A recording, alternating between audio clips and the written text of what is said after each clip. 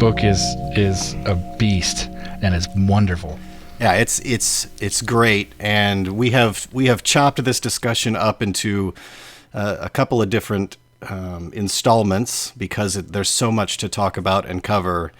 And Jason, in between this time and our last recording session, I've just been thinking that there's really no use in trying to explain so much of what's in the book. I think it's enough. People should know, if anybody's watching this video, you should know, you should just go read this book. There's I think you and I just want to talk about it because there are some really interesting things to talk about, an endless amount actually. But I get the sense that I'm not doing it justice, and I think it may be because I feel compelled to try to explain some of the things he's saying, whereas he's explained everything so well that it's kind of useless, Yeah, to go to the book. Yeah. I'm happy to talk about it endlessly, but if you anybody watching, buy the book. Yeah, absolutely. Or go to the library. I actually would definitely buy this book, but just for what we were saying earlier, because I marked the hell out of this thing. It's like underlines and exclamation points and things leading to other things and cross-referencing and blah blah blah. Yeah, and I bought it. I bought the audio version, but I checked the book out of the library, and I know that I'm going to buy a hard copy of the book now too. I didn't know that going in, but yeah. So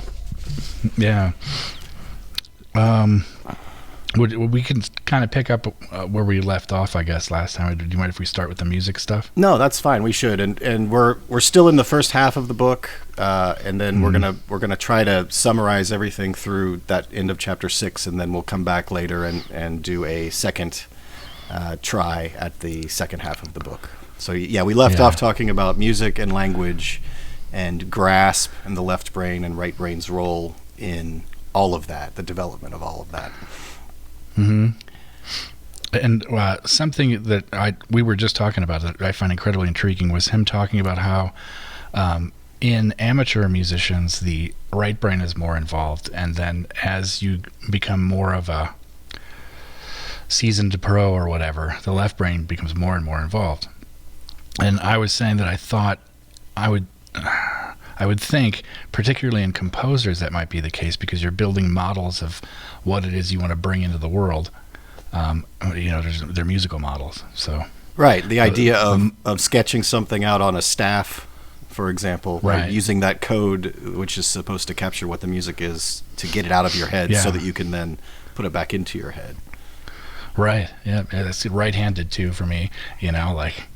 So it's kind of definitely left brain stuff, and I would think, especially when writing at times where you do exactly that, straight to paper, because I couldn't do that when I was younger, but I've been able to do it for a long time.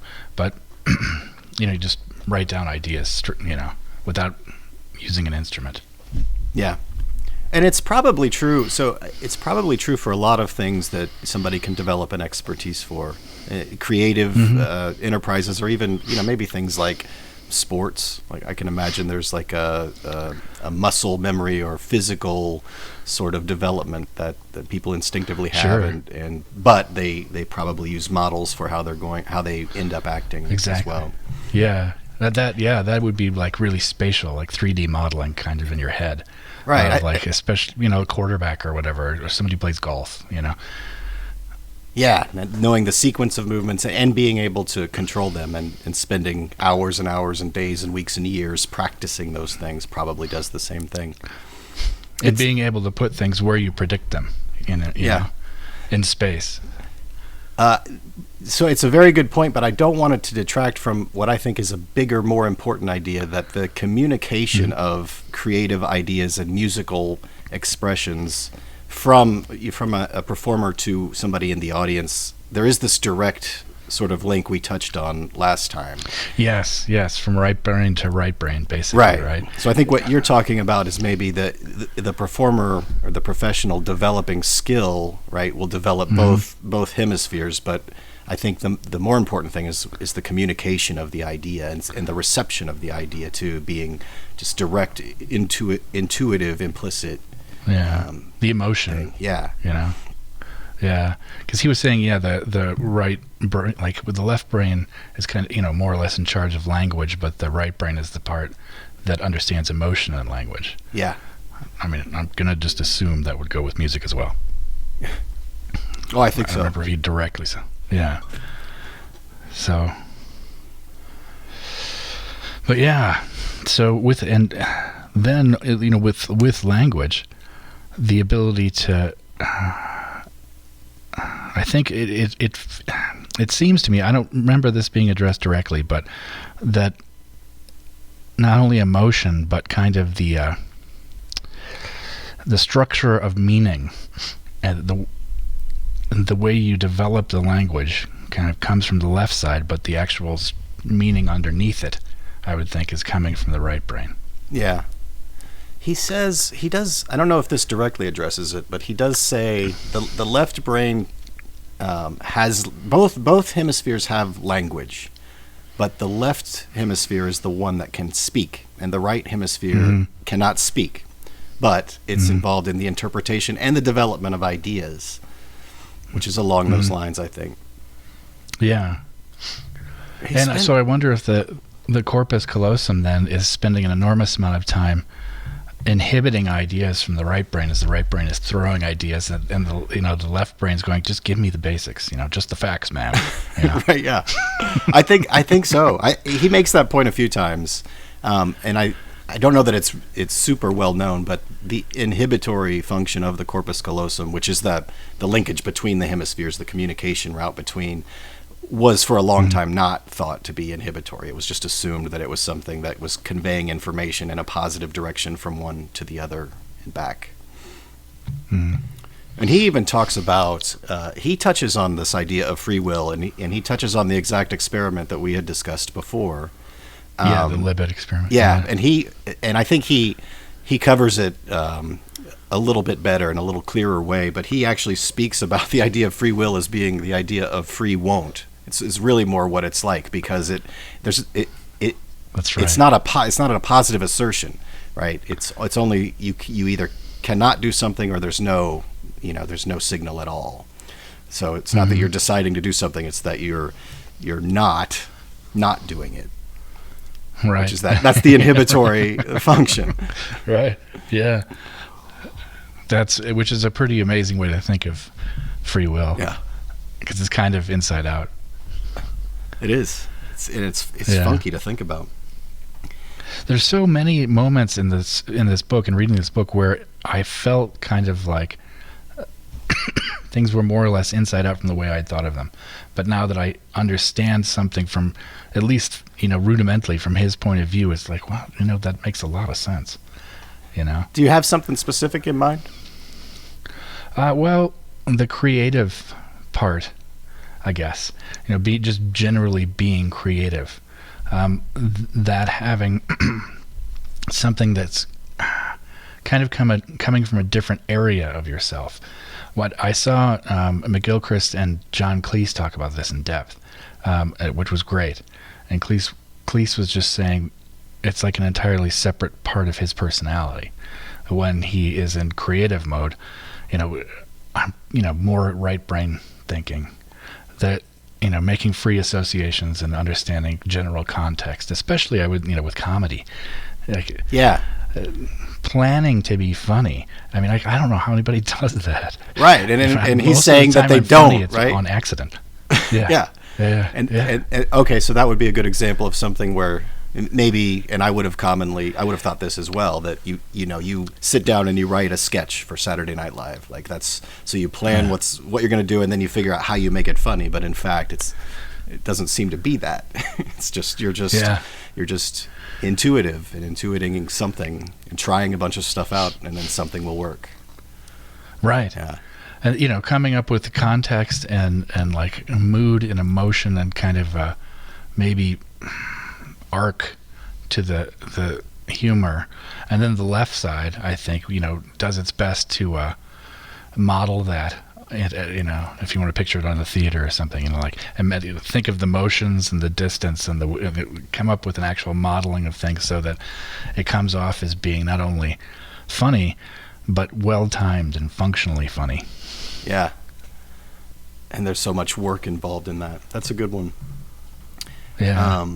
I had one in mind too. Oh, the one we talked about it a lot, I think, in the last video, but the idea that music comes before language. I never would have thought of making a case that was true. And now it seems to me almost evident that it came about in the opposite way of what I had always thought. Yeah. It makes sense. Making sounds, high pitch, get worried or whatever, ask a question. Yeah. Low pitch, or intimate or something. I don't know. Loud, soft. Right. Yeah. And yelling no at somebody, having like a negative output of whatever sort at a loud volume versus saying nah. Right. Huge difference in meaning. Still just noises. Yeah.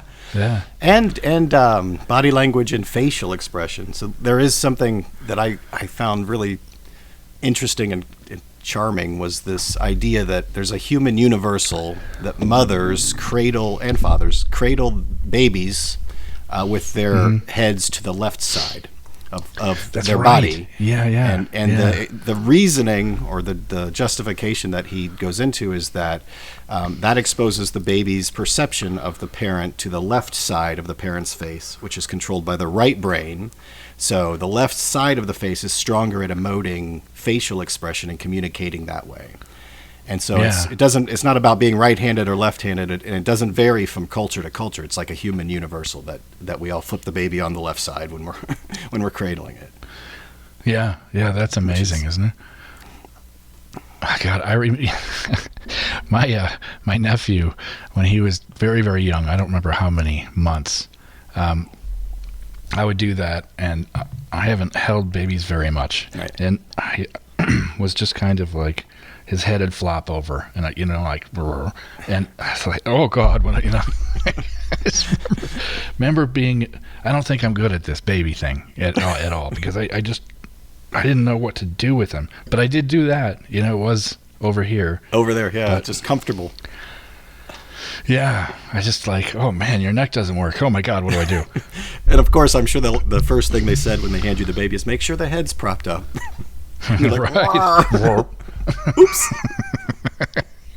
Is his neck supposed to flop? Not my finest moment. Yeah. Well, it takes practice, I'm sure. Mm-hmm.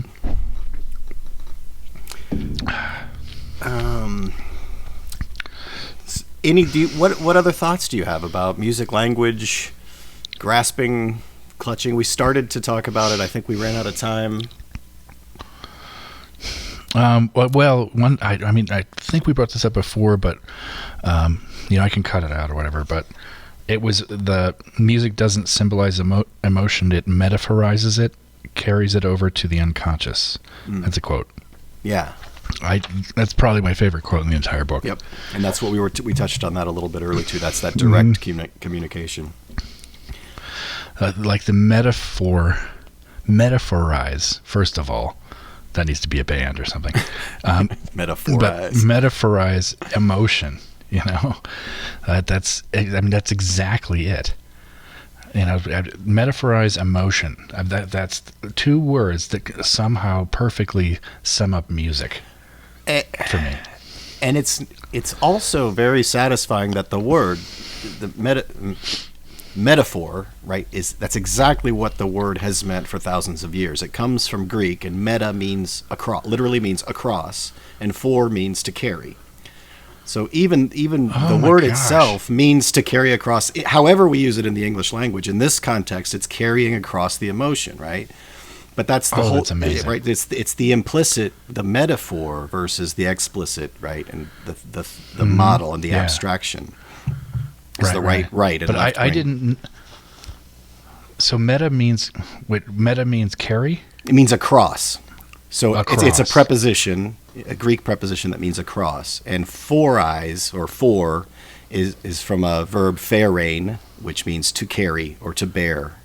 It means to carry, like in its most fundamental sense. So to carry a cross. That's fantastic. Right. So that's what a metaphor is, and that's what it was 2,500 years ago.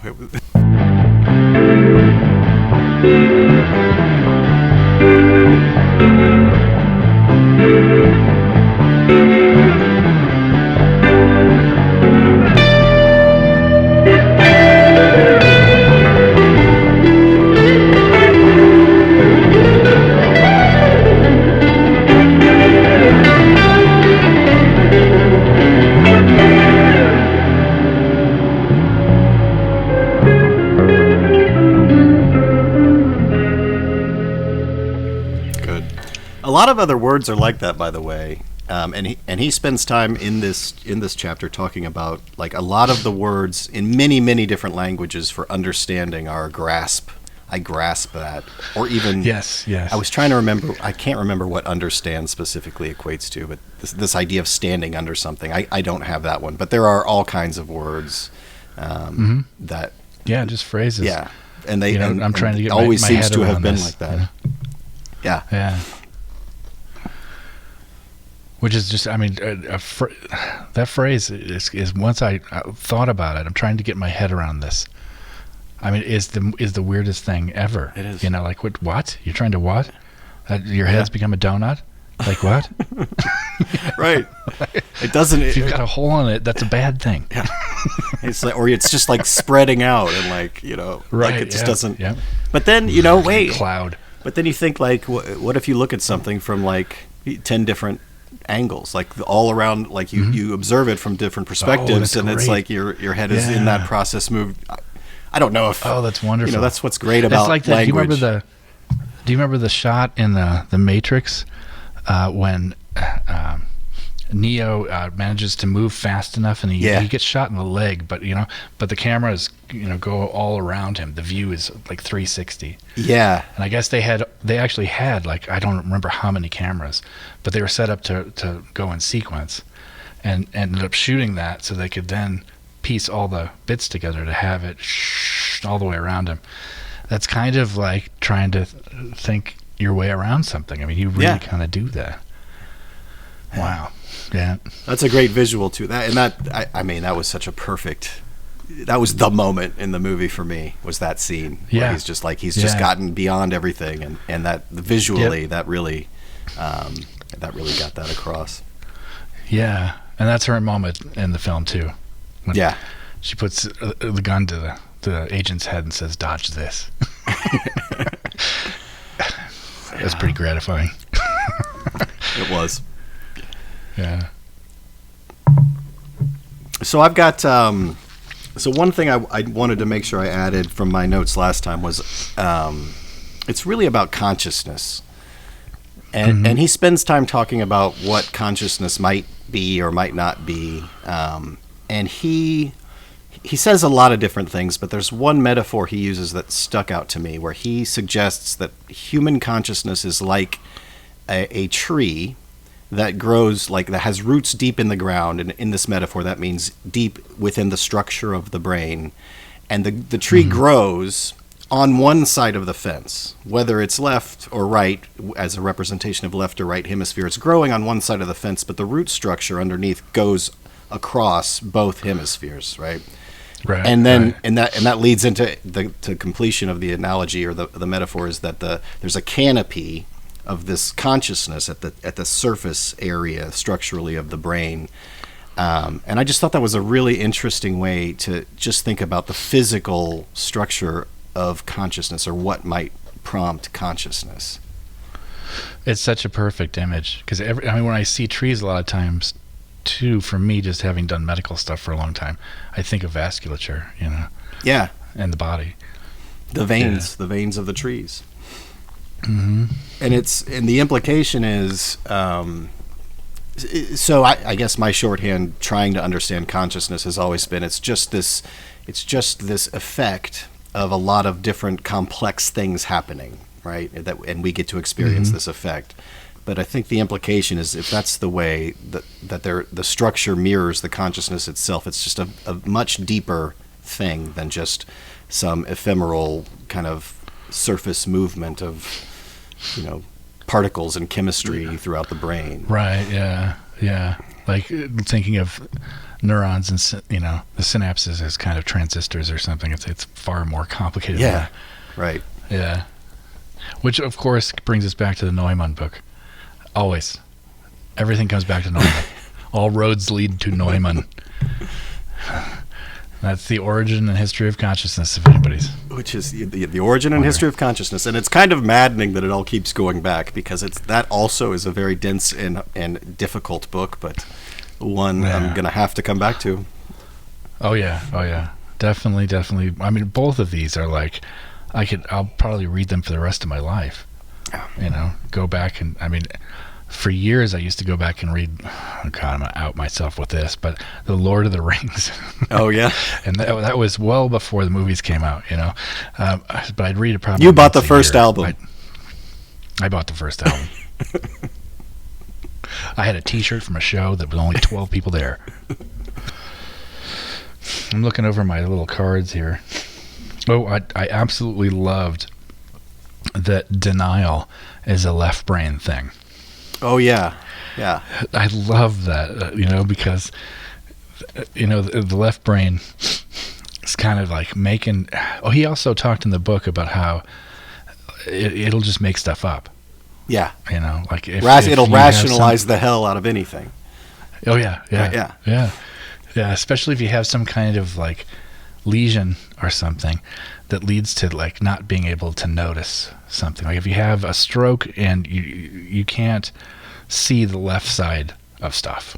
Yeah. The right brain, your left brain says it comes up with all these ridiculous. Oh, there's nothing there. I'm seeing the whole thing. Yeah. You have your plate of food and you only eat what's on the one side of it. Everything's fine.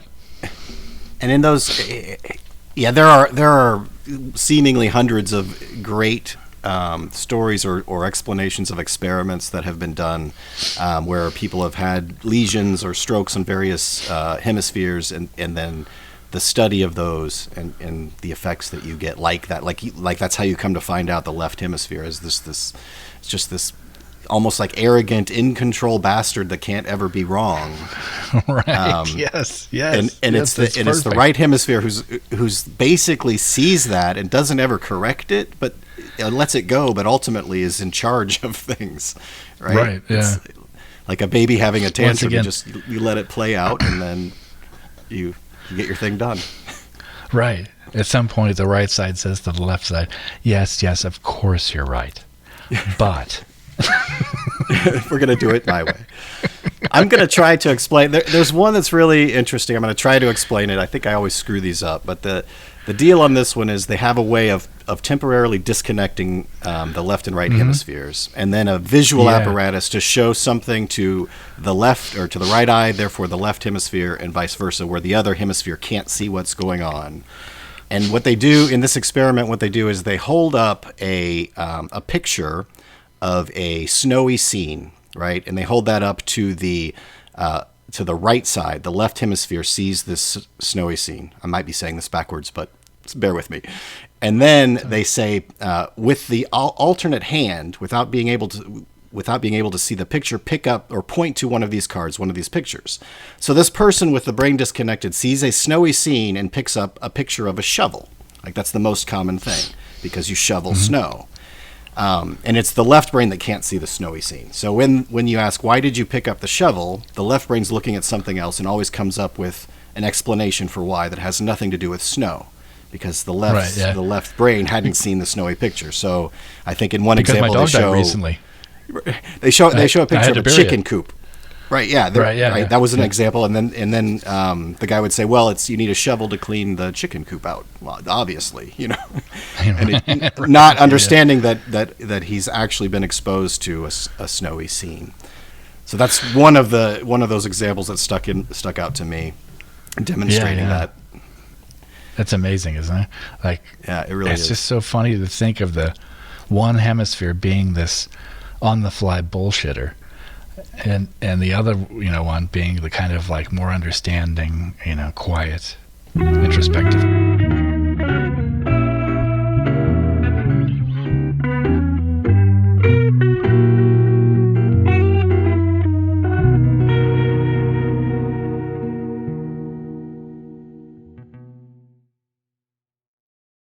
I don't know how far back to go. What was I saying? You were talking about the first guy that severed the corpus callosum. Oh yeah, right? yeah. So surgery being to treat epilepsy. Yeah, it was.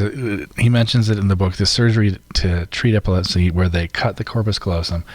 I cannot imagine being the first surgeon to do that. I mean, and then having, when the person wakes up, there's not that much of a difference. And right. I was just saying that I think if I'd have been that surgeon, there not being much of a difference would have damaged my mind more than the mind I had damaged in the surgery. Like literally blown your mind. Blown it. Yeah.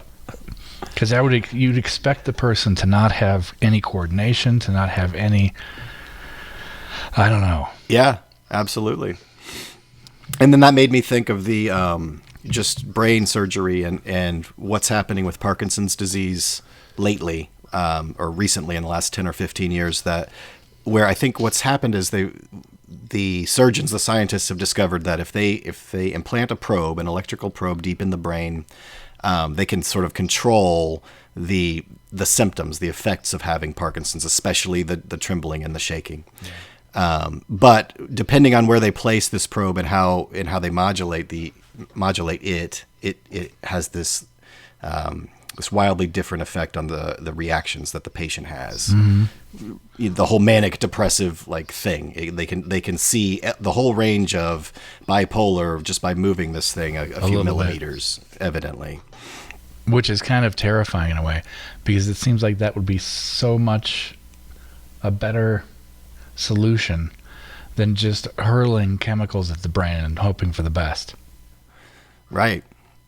And I think, sadly, it has to come down to how serious a case it is for the patient. Yeah. Right? So you can imagine somebody with epilepsy so bad, they're like, okay, split it in half. You know, you've got to be in a pretty dire situation to want to. But mental health too, like somebody who goes through the bipolar cycling. Yep. Who has now, come back to kind of the midline of their personality and realizes they have, for the fifth time, bought a Lamborghini.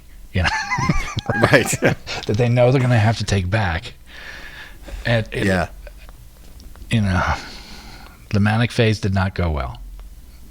What did you do? I bought a Lamborghini and I did $45,000 in cocaine last week. Ouch. Again. Again for the fifth. Yeah. Yeah. So anyway, the brain's wildly fascinating. Medical technology also amazing. Yeah. We live in incredible times. We do. We really do. But also what we've learned. I mean, that's the thing about the severing of the corpus callosum is this had to be done to relieve the seizures. Yeah. But it creates a perfect study, right? It creates a perfect laboratory for understanding structures and lateralization, developments of the brain. Yeah. Yeah. Yeah. Yeah. It's I don't know. That whole cutting of the corpus callosum thing just gives me the willies or something. Yeah. And it doesn't happen anymore. Right? Yeah. So that's the upshot is it was a prevalent and very successful operation for maybe a couple of decades, but it doesn't need to be done anymore. Like lobotomies. Didn't the guy who came up with the lobotomy win a Nobel Prize for lobotomies? And they had to I don't know. Pull that back maybe we need we need the medallion back. Our bad. Right. Although, Nobel being the guy who created dynamite, right? Yeah. It's kind of perfect. It is. Every once in a while you got to give out a Nobel Prize to someone who's doing the exact opposite of what they're getting their prize for. Yeah. Yeah. But that was his explicit intention though when he set it up. Yeah. Was he had reckoned with the fact of how much destruction he had brought into the world, and so that's what the Nobel Prize is, right? Yep. As he funded this as basically a sorry right kind of thing. Right. But it is the most respected award in science. It's that brings up. I could get sidetracked on this forever, but that does bring up an interesting idea about, as decades and centuries go on, which of those discoveries and award winners, Nobel Prize award winners, will we look back on in horror at at what their technology or their discovery prompted that turned out to be for the ill of mankind or something like that. Yeah. So I can anticipate something like that happening, like you just said, right? Like in that example of the lobotomy. Yeah. Who knows? Somebody comes up with some way of encoding viruses with information, and that virus wipes out half the planet and 30 years later. Right. Yeah. Sounds like the makings of a good dystopian future movie. Totally. All right. Well, yeah, what else we got here? Let me see. I wanted to just mention this. So he talked a few times about the left hemisphere preferring vertical lines and the right hemisphere preferring horizontal lines. So again, somehow this has been experimentally shown. But he does a very, very thorough job of talking about the development, not just of language, but of writing and the systems of writing. And it's fascinating to me because of the directions it goes in. It's like it starts out being this thing that's vertical, and then it turns into something that's horizontal, and the ordering of it changes throughout the development. And McGilchrist is writing that these changes are really mirroring the development of consciousness and our understanding our right-brainedness and left-brainedness during these times. Wow. Yeah. I might have that backwards because the writing I know started vertically and then went horizontal. And I think the theory is that we've migrated from a right brain to a left brain situation. So I'll have to double check myself on that. But yeah, I mean that's his. That's a great point to bring up. Actually, that's a major part of his point in this book, is that we as a species and culture have gradually become more left brain. Yeah, and that comes with some serious downsides. And right brain. So it fluctuates between the two over history. I think that's what the second half is going to essentially be about. So it's a pendulum swing, or maybe not, maybe a total break in one direction or the other. I hadn't thought of this before now, but he's Scottish, right? And the Scottish tartan, like plaid, it's kind of like the right and left brain going, fine, we'll compromise. It's right in the middle. It's your vertical, there's your horizontal. Right. Everybody's happy. Let's go have a dram. Yep. Well, one thing also, this was, I think this was pretty early, but he talked about how the asymmetry in the brain is for like reflexivity. It's not for thinking about the world in different ways, but it's about being in the world in different ways. Right. I thought that was a really cool distinction, because it's like the asymmetry that exists in the brain functions in what would conceivably be a more right hemisphere oriented manner. So the overall division ends up about you being in the world and functioning in terms of context and context you're in and how things are moving and shaking or whatever. And while the left brain sits in this lab going, if we do this, it might work. If we do this, it might work. Right. Yeah. That's right. And the two worlds that we live in are temporally separated because the right brain gets the experience of whatever's happening milliseconds before the left. And in fact, it's the right brain that feeds its perception into the left hemisphere. So it's not just that it's two different ways of being, it's two different times of being. Yeah. One informing the other of context and the other like picking apart the details. Yeah. And I don't know if we've said it explicitly this go round, but I think that's one of the big fundamental things McGilchrist is talking about, is that there's this journey of conscious thought from right hemisphere to left hemisphere, some processing, and then it gets fed back to the right hemisphere. And this is without fail. That's what's happening in the brain all the time. Yeah.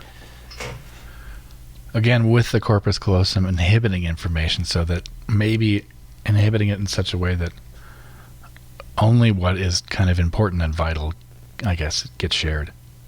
Yeah. And he said there's something else he says where there are some tasks that the right brain is well suited for, and others the left brain is well suited for, like just different things that you'll experience in interpreting. And one of the interesting things he says is that sometimes the wrong hemisphere does the task. So it might be something better suited for the left hemisphere, something more abstract and that requires planning, but the right hemisphere, for whatever reason, gets started on the problem first. Mm-hmm. In that case, most of the time, the right hemisphere will just do it. It's not like it passes it off because it knows it can be processed better. It's like, well, I've started it. It's going to be a little less efficient, but it will knock it out. Yeah. Which is kind of interesting. And totally.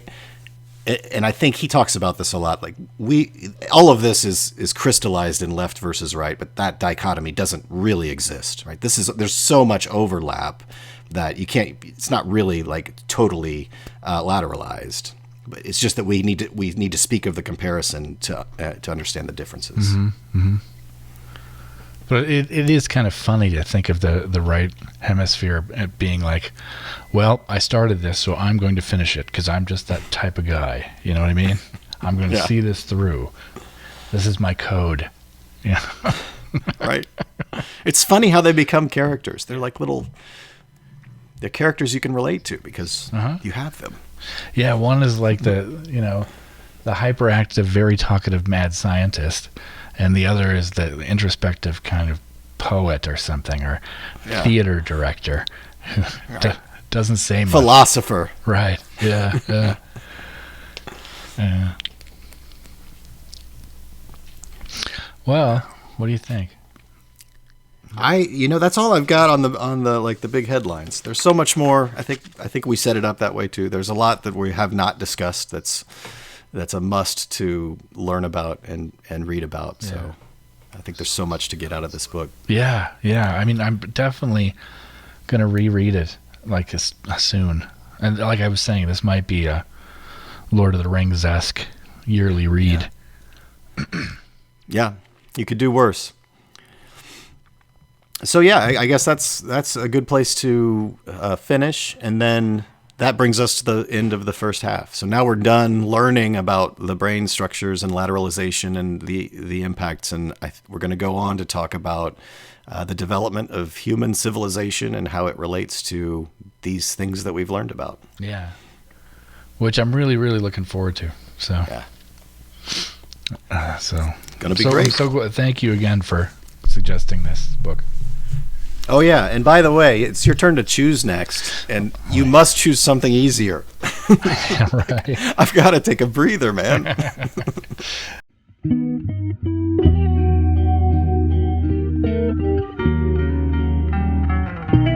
Welcome to Top Shelf Word Salad,